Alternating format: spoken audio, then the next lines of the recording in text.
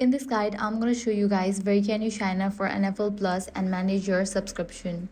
To sign up through your web browser, go to official NFL Plus page and click the subscribe button. From there, log in with your existing NFL account or select create account if you're new to NFL. Enter your information, choose your favorite team, and then select the NFL Plus plan you want, including the standard or premium tier. After completing the subscription process, you can use your NFL account to manage your subscription. You can also sign up through the official NFL app on a compatible mobile device or connected TV.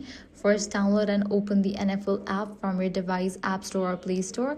Open the app, click on the profile icon in the top right corner, select sign up and enter your account information. Then choose NFL Plus subscription option you want and complete the sign up process. So whether you prefer using a web browser or the NFL app, you can easily sign up for NFL Plus and manage your subscription to the official NFL platforms. So that's all for this video. If this guide helped you out, do not forget to like, share and subscribe.